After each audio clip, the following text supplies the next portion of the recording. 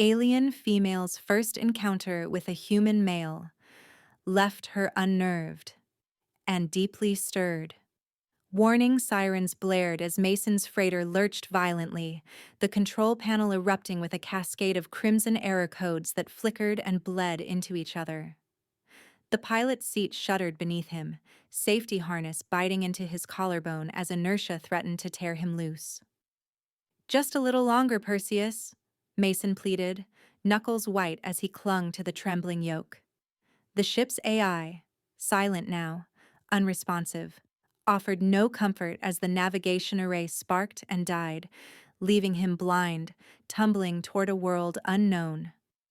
Through the fractured viewport, a planet swelled to fill the void, wrapped in a shroud of shifting silver mist. Forests of pale, glassy trees pierced the haze, their canopies pulsing with eerie inner light. Jagged mountains reared up, their facets catching the glare of a cold, blue sun that bathed the surface in spectral hues. Mason fought the controls, sweat stinging his eyes and blurring his vision. The hull vibrated with deep, sickening groans. Somewhere aft, a panel exploded from its moorings and whirled past his head, smashing against the bulkhead in a burst of sparks. "Hold together," Mason rasped, every muscle straining. Warning lights strobed, alarms screamed. Gravity warped and twisted as the ship spiraled lower, caught in the planet's grip. "Brace for impact," he muttered, jaw clenched so tight it ached. The ground rushed up, then metal shrieked, the ship slammed down, and the world exploded into noise and chaos. Mason was thrown forward, snapped back by his harness as the Perseus skidded across the alien ground. The sound was monstrous, a cacophony of rending steel and shattering glass. For a long, spinning moment, everything blurred. Then the ship lurched to a final halt in a cloud of dust and hissing steam. Mason blinked, dazed, his pulse thundering in his ears. Blood dripped from a cut on his brow, stinging his left eye. He reached up with shaking fingers, wincing as he pressed gauze to the wound. Systems were dead. A glance at the display confirmed his dread. Engines gutted, hull breached, life support fading fast. The Perseus was finished. He forced his battered body from the chair, boots crunching on shattered control panels. Mason moved quickly, adrenaline numbing his pain. He patched his brow with a field dressing, then swept essentials into a satchel. Emergency rations, portable water purifier, a battered toolkit, and his trusty plasma cutter. The suit's readout glowed softly, air thin but breathable, gravity light, the atmosphere tinged with a strange metallic taste. With a grunt, Mason forced the hatch open, the metal groaning in protest. Cold air rushed in, sharp and clean, carrying the scent of ozone and unknown minerals. He stepped out, boots sinking into silvery moss that glimmered underfoot. The world outside pulsed with a living alien energy. Trees with glassy trunks shimmered, their leaves glowing with internal fire, while distant mountains sparkled under the hard blue sun. "Well, Mason, you've done it now," he muttered, glancing back at the ruined freighter. It sat in a shallow crater, hull torn open like a wounded beast, smoke curling from broken seams. No rescue beacon, no signal, just him and the impossible landscape. A flicker in the crystalline undergrowth drew his eye. Something moved. Fast, fluid, almost ethereal, slipping through the shadows between the trees. Mason's heart kicked against his ribs. Instinctively, he raised the plasma cutter, holding it ready. "Who's there?" he called, instantly regretting how his voice carried across the unfamiliar silence. From behind a cluster of radiant brush, a figure emerged. She was tall and slender, her movement impossibly graceful. Alien, unmistakably so.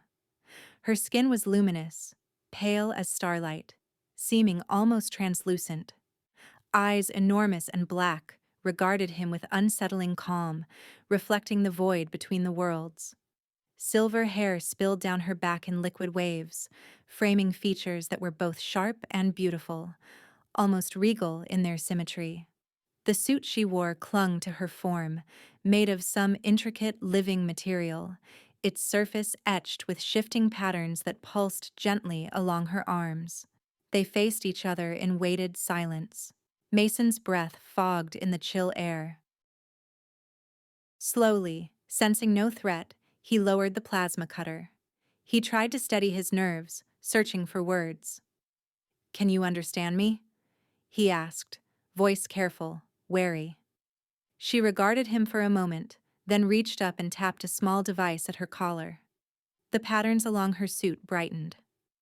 "Primitive vessel," she said at last, her voice soft but clear, carrying a strange melodic resonance that vibrated in his bones. "This territory is restricted." "I didn't mean to intrude," Mason replied quickly, gesturing at the smoldering wreck. "Something forced me off course. I crashed. She stepped closer, her eyes never leaving his. "You are human?" she said, the word strange on her tongue. "Yes. Mason. Pilot," he answered, forcing himself to speak slowly. "My ship crashed. I need help." She circled him with deliberate care, examining him as if trying to solve a riddle. Her gaze was intense, her presence electric. He could feel the hair on his arms stand on end. Her slender fingers hovered near his chest, not quite touching, but close enough to feel the charge in the air.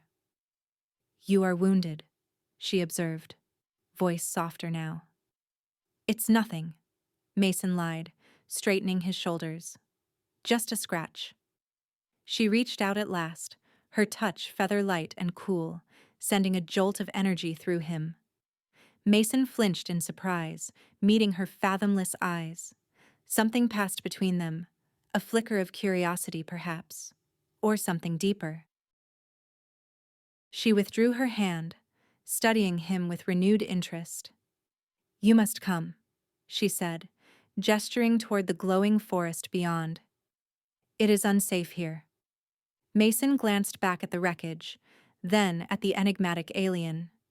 He hesitated only a moment, then nodded and fell in beside her, stepping into the unknown as the silver mist began to close behind them. She led him through the luminous woods with silent agility, barely bending the grass beneath her feet.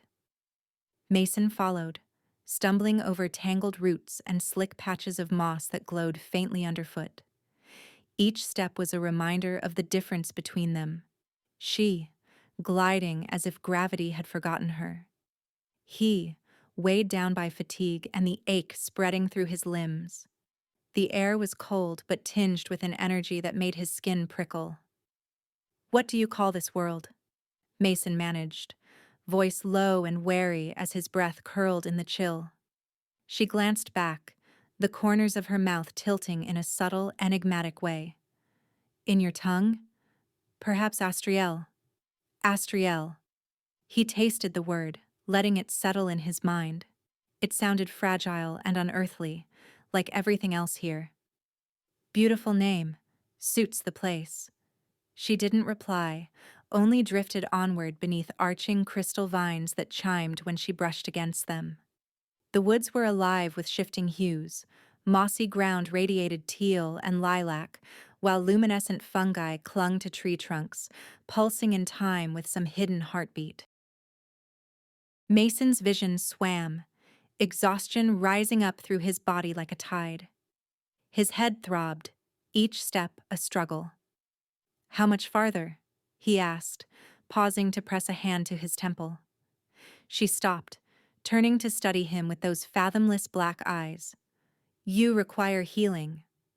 Before Mason could protest, she slipped a hand into a pouch at her hip and drew out a thin, iridescent patch. She pressed it gently to his brow, her fingers cool and sure. A wave of relief washed over him instantly, the pain in his head fading to a distant hum, the tightness in his chest loosening. "What is that?" he asked, blinking as his senses sharpened. "Biosalve," she replied. promotes rapid recovery. She lingered close, her presence steadying, and for a moment he was aware of her scent, clean and subtle, like rain falling on warm stone. "Thank you," Mason murmured, surprised by how much he meant it. He straightened, feeling the ache in his body recede. "So, why is this zone forbidden to outsiders?" he ventured, his curiosity overcoming caution. Her gaze shifted, shadows flickering across her face. "It is not for me to say." She glanced upward. The canopy was already dimming, the forest's inner lights intensifying. "Night approaches. We must hurry." She moved faster now, and Mason did his best to keep pace, his boots crunching softly on glass-like leaves. Shapes darted in the periphery, small creatures with translucent wings, flickering in and out of sight. The trees grew taller, their trunks braided with living crystal. Every so often she would pause to check on him, her expression unreadable but not unkind. Eventually, they reached a structure woven seamlessly from the forest itself. Its walls curved like the roots of an ancient tree, alive with shifting patterns that glimmered in the gathering darkness. Soft blue light spilled from the entrance. "My outpost," she said, gesturing him inside. Mason hesitated, peering into the space. The interior was spare but welcoming, smooth surfaces shaped by growth rather than tools, alcoves filled with softly glowing artifacts, and a low table crafted from living wood. The air inside was warmer, rich with a faint herbal aroma. He set his pack down, muscles unwinding. "You're a researcher?" Mason asked, letting his gaze wander over the odd instruments and floating data glyphs. She inclined her head. "I study Astriel's life forms, alone, to avoid disturbance." He absorbed this, thinking of the ruined Perseus smoldering in the forest. "Do you have a way to contact my people?" he asked, hope threading into his voice. She hesitated, her fingers brushing the device at her collar. "Your arrival is problematic," she admitted. "This region is shielded. Unauthorized departures are not permitted." Mason's shoulders sagged. "So I'm stuck here." "Not forever," she said, her tone gentle but firm. "But protocol must be followed." He looked away, jaw set against the surge of frustration. He had known, deep down, that rescue would not come easily. She turned to a smooth basin set into the wall and produced a tray of food. Translucent fruit the color of sunrise and a cup of perfectly clear water. She set it before him, careful, almost ceremonial. "Safe for your biology," she said, watching him closely. Mason eyed the offerings warily. "How do you know?" She hesitated, then replied, "We have observed your kind from afar." He raised his brows. "You've been watching us?" "Monitoring, for mutual safety," she said, her words precise. He leaned forward, searching her face. "Whose safety?" he pressed. She looked away, lashes lowering. "Both," she replied quietly, as if the admission cost her something. Silence bloomed between them, thick with questions Mason didn't know how to ask. He reached for the fruit, testing a bite. It tasted crisp, tart, and wholly alien, but not unpleasant. The water was cool and pure, better than anything recycled on a ship. He tried to relax, rolling his shoulders and letting out a slow breath. "It's been a rough day," he said, the words carrying more vulnerability than he intended. She studied him, her posture softening. The corners of her lips curved minutely, and as their eyes met, a faint flush of color, pale lavender, bloomed across her cheeks and the tips of her ears. Mason stared, surprised. "Your skin changes color?" he asked, voice tinged with wonder. She touched her face, suddenly self-conscious. "Sometimes." "It is involuntary." He smiled, the tension in the room easing. "And that means—" It is not important, she murmured, but Mason could sense it was. The flush deepened, then faded as she looked away, busying herself with tidying the table. He watched her in silence, the reality of his predicament settling around him. Here he was, lost on an alien world, his only company a being both inscrutable and strangely compelling. The weight of uncertainty pressed on him, yet for the first time since crashing, hope flickered in his chest. She returned, pausing in the doorway that led deeper into the outpost. "Tomorrow, we will recover what can be salvaged from your craft," she said, her voice gentle but resolute. "Then, we decide what comes next." Mason nodded, pushing away the last of his unease. He met her eyes, the connection between them silent but unmistakable, a promise that, for now, he was not alone. As the soft blue light of the outpost filled the silence, Mason leaned back, exhaustion finally overtaking him. He let himself close his eyes, listening to the distant hum of the forest and the quiet presence of his enigmatic host, knowing that tomorrow would bring new challenges and, perhaps, new answers. Dawn broke in a wash of silver light, pouring through the living walls of Lysara's outpost and splashing across the floor in shifting patterns. Mason stirred awake on his makeshift bedding, tension already curling in his stomach.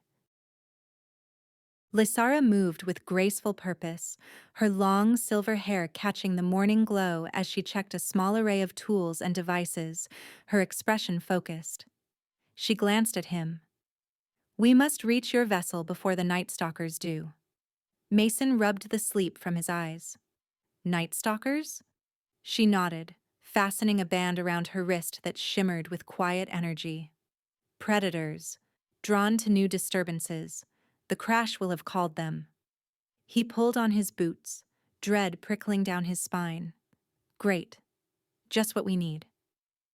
They set out at a brisk pace, the air sharp and cold, laced with the scent of ozone and something wilder. Lysara led, her footsteps light, barely leaving an imprint in the dew-drenched moss. Mason followed, still feeling the lingering relief of the biosalve patch from the night before. The woods seemed less inviting now, shadows stretched between the glassy trees, strange calls echoing in the distance. When they reached the crash site, Mason's stomach twisted. The Perseus looked even more battered in the daylight, its hull torn open and scattered across the clearing like the bones of some ancient beast. The air was still, but Mason felt a prickling sense of being watched. Then he saw them. Sleek, panther-like creatures prowling the wreckage, their jet-black fur absorbing what little light the dawn offered.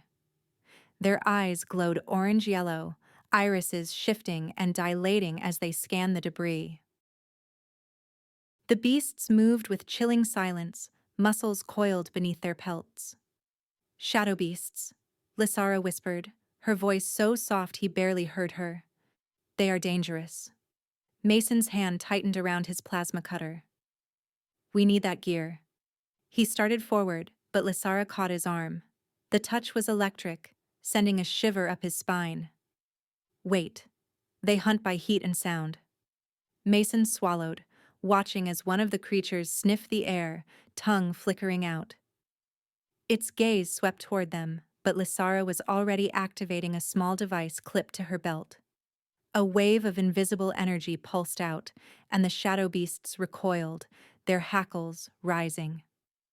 After a tense moment, they slunk away into the trees, movements so smooth they seemed to melt into the landscape. Mason exhaled shakily. "How did you—" "Low-frequency deterrent," Lysara said, scanning the area. "It will not last long." They hurried to the wreck, working quickly. Mason pried open the battered supply compartment, extracting ration packs, power cells, and the battered remains of his navigation console. Lysara moved among the wreckage with deft, careful hands, her curiosity sharp and unfiltered. She turned over a data slate, running her fingers along its cracked surface. "Is this for communication?" she asked, eyes bright with interest. It was, Mason said, glancing over his shoulder as he stuffed a toolkit into his satchel. Not anymore, most of it's fried. She nodded, studying a length of tangled wire. Your technology is elegant in its own way, crude, but full of ingenuity. Mason smirked. I'll take that as a compliment. Her lips quirked, but her attention snapped to the edge of the clearing as a guttural snarl split the air. One of the shadow beasts had returned, eyes blazing, fur bristling along its spine. It stalked forward, hunger and fury written in every line of its body. Lysara edged in front of Mason, her shoulders set. Stay behind me.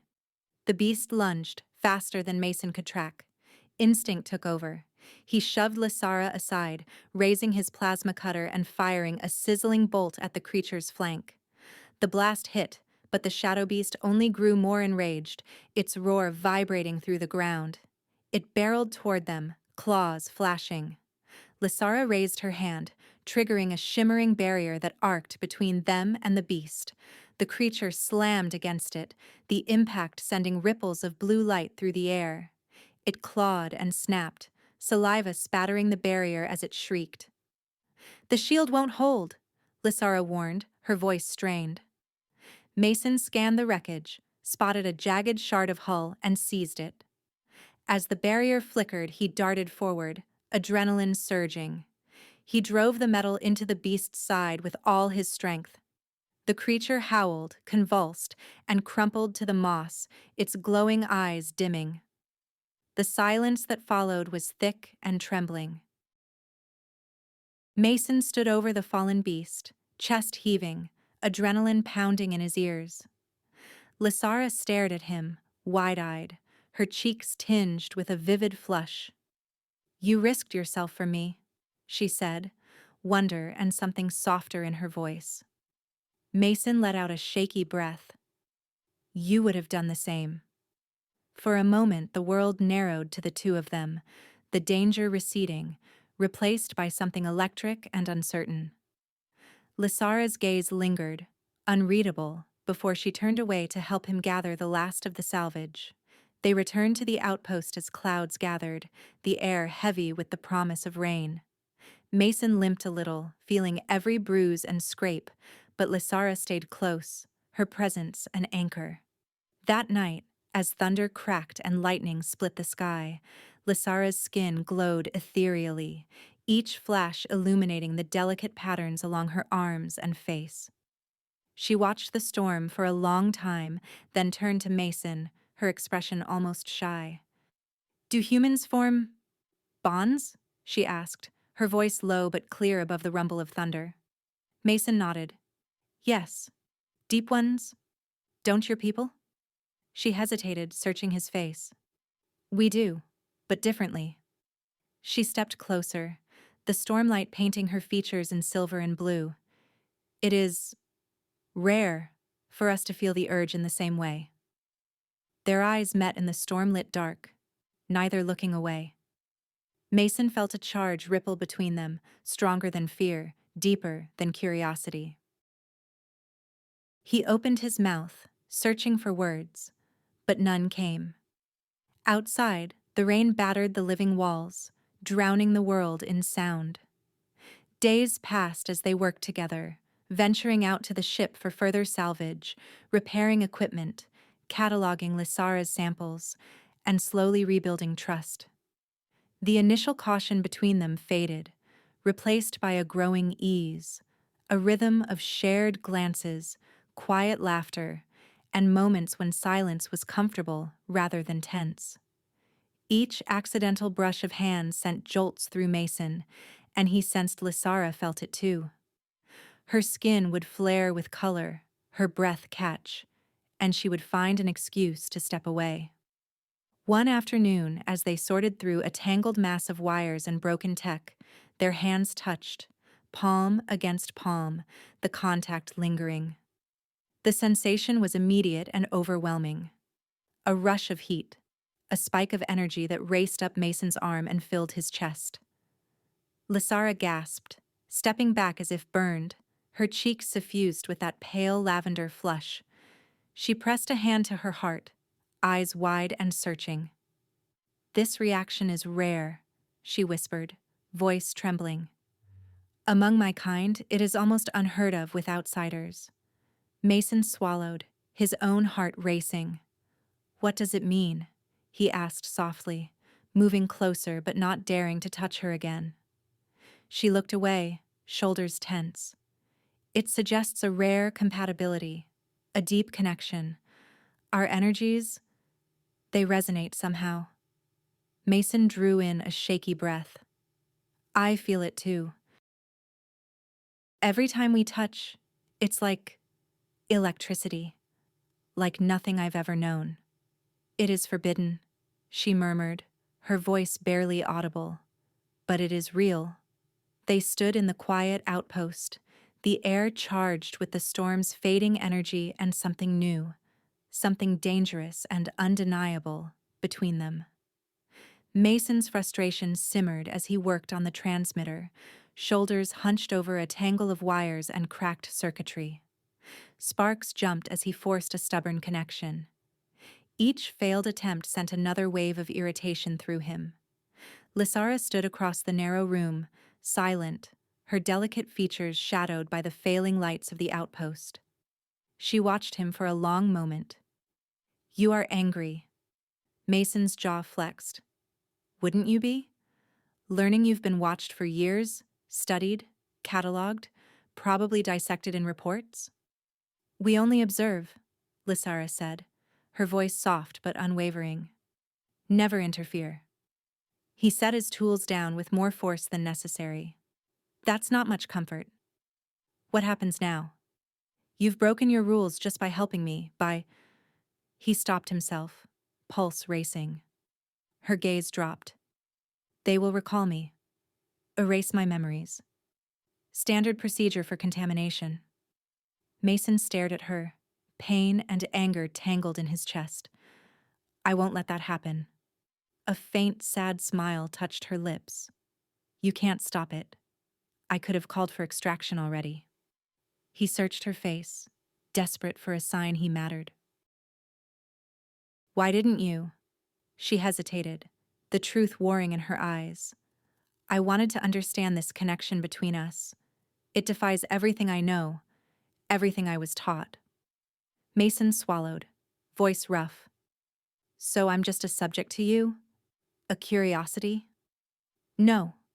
She stepped closer, her hand hovering near his. "You are more than that. I have no word for it in your language. I have no word for it at all." The transmitter slipped from Mason's grasp, clattering to the floor. But before he could speak, a low rumble began. Faint at first, then growing into a shuddering tremor. The floor quaked beneath them. The outpost groaned as seams split, sending shelves and instruments crashing to the ground. Lysara cried out, losing her balance. Mason lunged, catching her waist and hauling her close as the world convulsed around them. They tumbled to the floor, pressed together as debris rained down. Mason curled around her, shielding her from falling shards of crystalline light. When the quake faded, the outpost was in shambles. Lysara's breath fluttered against his neck. Mason looked down, concern tightening his features. "Are you hurt?" She shook her head, voice trembling. "No. You saved me. Again." Their faces were only inches apart, her eyes wide and shining. Mason's hand hovered near her cheek, tentative. "May I?" he asked, heart pounding. She nodded, her breath catching. He traced his fingers gently along her skin, feeling her shiver beneath his touch. Light rippled beneath her cheeks, shifting from lavender to rose. He held her gaze, the air between them charged and fragile. "If they find out," she whispered, "they'll separate us." He steadied her, voice low and raw. "Is that what you want?" Lysara blinked, tears glimmering in her eyes. "No. What I feel is not contamination. It is discovery." She pressed her palm to his, their fingers intertwining. For a moment, nothing else existed. only the storm of emotions surging between them, the unspoken promise that this was real. The next morning dawned pale and cold. The outpost was battered, walls cracked and humming with weakened light.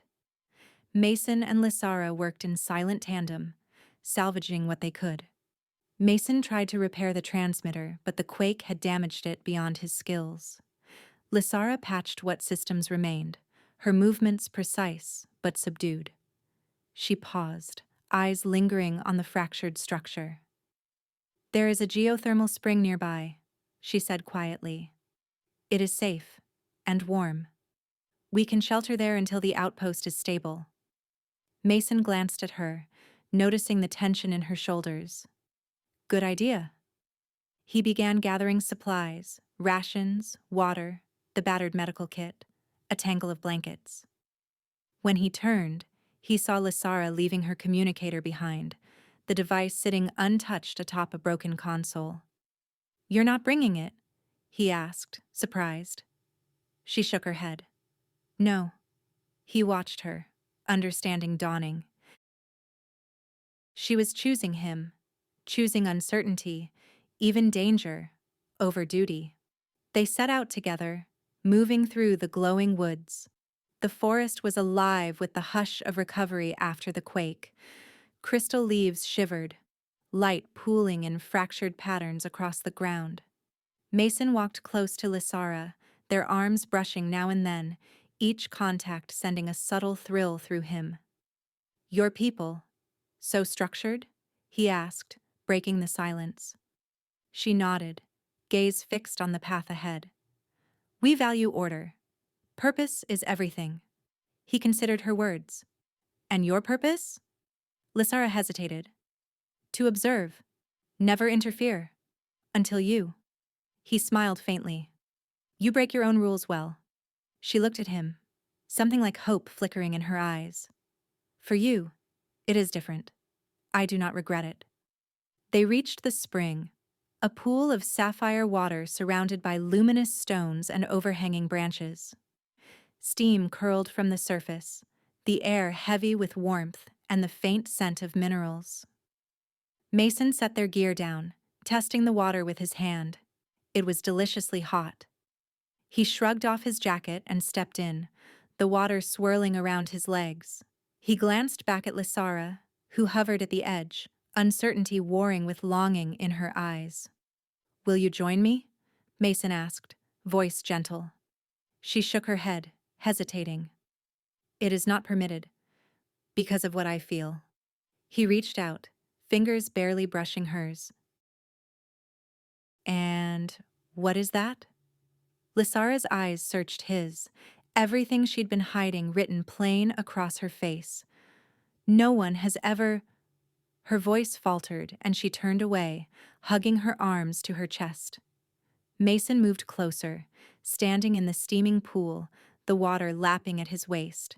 He lifted a hand, brushing his fingers along her silver hair, marveling at its softness. Lysara shivered, eyes closing, lips parted in surprise. "Should I stop?" Mason whispered. She shook her head, voice barely audible. "No." He cupped her face, his thumb tracing the curve of her cheek, feeling the heat beneath her skin. She leaned into his touch, her own hands coming up to rest lightly on his wrists. "Lysara," he breathed, his forehead touching hers. She pressed closer, her cheeks glowing brighter now, brilliant streaks of rose and gold beneath her luminous skin. For a heartbeat, they simply breathed together, poised on the edge of something neither of them could name. Then Mason closed the distance, their lips meeting. Tentative at first, searching, then urgent. An electric current shot through him, stronger than any touch before. Lysara's arms slipped around his neck, her body pressed close, and the connection between them blazed. Her cheeks shimmered with light, casting fractured rainbows onto the water.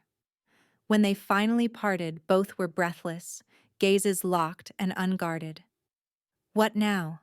Mason asked, wonder and fear braided in his voice. Lysara smiled, her eyes shining. Now, we choose our own path. Hand in hand, they slipped into the spring together, surrendering to the current that had drawn them together across stars. The forest closed around them in a cocoon of warmth and light, and for the first time since crashing on Astriel, Mason felt certain of one thing. Whatever came next, they would face it. Together. Days passed in a haze of wonder and closeness. Mason and Lysara drifted through the silver-lit woods, learning each other's rhythms, exploring the boundaries of their strange connection. They shared stories. Mason's childhood under a yellow sun, Lysara's coming of age among the crystalline groves of Astriel. In the mornings, they bathed in the geothermal spring, steam curling around their laughter. At night, they lay side by side beneath the glowing canopy, fingers entwined, speaking of hopes, of what might be possible if they were allowed to choose. On the fourth morning, Lysara awoke with a start, her body tense beside Mason. The dawn filtered through the mist, but her gaze was fixed somewhere distant, pupils wide and searching. Mason pushed himself up, voice rough with sleep. "What is it?"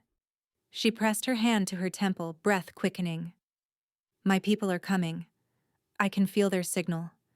It resonates. Here." She tapped her chest, eyes shining with fear and something like resignation. Mason's heart dropped. The fragile peace they had built suddenly felt as brittle as the crystal branches overhead. "What will they do when they find us?" "They will separate us," Lysara replied, her tone flat with certainty. "They will say I am compromised, that I have become contaminated by you." He reached for her, desperate. "And what do you believe?" She met his gaze, unwavering. "They are wrong. What we have found is new. An anomaly, yes, but one that could mean more for both our kinds." The urgency pressed in. Together they hurried to the crash site, the air thick with tension. Mason worked feverishly on the transmitter, hands slick with sweat as he soldered the last circuit, while Lysara stood sentry, eyes scanning the pale sky for movement. He glanced up from the device. "What will happen to me, Lysara? If they take us?" She hesitated, voice low. "They may erase your memory, or send you back to your world as if none of this happened." "And you?" "Re-education. Exile, perhaps." She gripped the strap of her satchel, knuckles white. The transmitter crackled to life, a weak signal blinking on the display. Mason's chest tightened. "We can call my people," he said, hope sparking. But before Lysara could answer, a low hum filled the air, building into a vibration that set the crystal grass trembling. An Astriel ship descended through the mist, a sleek silver craft that seemed to fold the air around it. It landed in silence, its hull seamless and unmarked. 3 figures emerged, their pale forms draped in robes that shimmered with living light. Their leader, tall and severe, fixed Lysara with a stare as cold as starlight. "Lysara of Astriel," he intoned, voice echoing, "you have violated protocol." Mason braced himself as the overseer turned, measuring him with a gaze devoid of warmth. "The human will be detained for processing." Lysara stepped in front of Mason, defiance hardening her features. "He is innocent. I acted of my own volition." Another Astriel, shorter, eyes sharp, lifted a scanning device, light sweeping over Mason and Lysara both. "Your judgment is compromised. Bonding has occurred." Lysara's chin lifted. "It is more than that. We are compatible in ways you have not studied." The leader, Overseer Kale, dismissed her with a flick of his hand. "Irrelevant. The human will be returned, memories erased." Mason's fists clenched at his sides. He felt Lysara's hand slip into his, anchoring him as the Astriel closed in. "If you take him, you take me as well," she declared, voice ringing clear. "I will not comply with separation." Kale's eyes narrowed. You would choose exile? I choose truth, Lysara said. Her cheeks shimmered with color, a visible sign of her resolve. A sudden rumble cut through the standoff. The wind shifted, and from the far edge of the clearing, a human rescue craft appeared, its engines flaring as it settled beside the Astriel ship. Mason's heart leapt as the hatch opened and Commander Reyes emerged, her stance unflinching, hand resting on her sidearm as she surveyed the scene. My pilot comes with me, Reyes said, her voice crisp and commanding. Kale's lips tightened. You trespass on protected territory. These borders are unknown to us, Reyes replied, chin raised. We detected a distress beacon. We respond to our own. Mason stepped forward, voice shaking but clear. These people have watched Earth for decades, Commander. Astriel has been observing us, maybe even influencing us. Reyes frowned, eyes narrowing. That's not observation, that's surveillance. It's complicated, Mason admitted, but Lysara saved my life. She's risking everything for me. I owe her. Kale cut in. Lysara's judgment is void. She is no longer fit to observe. Lysara faced him, defiant. My judgment has grown. What I have learned cannot be unlearned. Denying it will not erase the truth. Reyes looked between them, weighing the moment. What have you discovered, Lysara? Lysara's cheeks glowed brighter. Connection. Understanding. Unity. We are more alike than we imagined. There is a bridge between our kinds. Living proof. The shorter Astriel stepped forward, his voice laced with incredulity. They have formed a bond. It should be impossible. Yet it is real. Reyes nodded slowly. Let me take my pilot and his companion. You report this to your council. Let them decide, not a field tribunal. Kyle hesitated, weighing protocol against the unknown. Finally, he relented, voice clipped. The human may come. The commander must leave and report only through official channels. This will not be forgotten. Reyes inclined her head, tension easing from her shoulders. Understood. As Reyes and Kyle negotiated the final details, Mason pulled Lysara aside, urgency burning in his gaze. Are you sure about this? He whispered. If you go with me, it's exile. You'll lose everything. Your home, your work, your people. She touched his face, her fingers cool and steady, that familiar electric spark kindling between them. I have never been more certain, she said softly. I choose this, whatever comes. Even exile is freedom if it is shared with you. Mason's eyes shone with resolve. He took her hands, feeling the pulse of her energy thrumming beneath his skin. Then I'm with you. Whatever happens next, we face it together. As the forest shimmered with the promise of a new day, Mason and Lysara stepped forward. Two souls, once divided by stars, now bound by a connection that neither law nor distance could deny. Commander Reyes's voice crackled over the calm, threading through the tension in the clearing. Lysara, Mason, ready for council departure? Lysara stood at the edge of the shuttle ramp, the metallic hull glowing faint blue in Astriel's morning light. She glanced at Mason, her hand finding his. I am ready. But it will not be easy. Mason squeezed her fingers, the truth of her words settling heavy on his chest. He looked out over the gathered Astriel, their eyes cool and unreadable, the weight of tradition pressing in. Kale stepped forward, his robes whispering across the moss, face carved from stone. Protocol invoked, Kale intoned, his gaze never leaving Lysara. But your testimony is suspect. The council will decide your fate and the fate of your companion. Mason straightened, refusing to let fear shape his words. Protocol or not, what we share is real. Isn't that worth considering? Even here? Kale's eyes narrowed, a flicker of something. Doubt, perhaps, passing through his expression. Deviation must be contained, he replied, Memory adjustment is standard for breaches of this nature.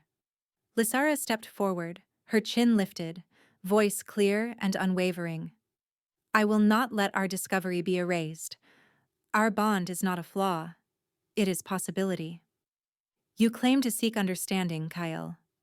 Then do not close your eyes to what is right before you.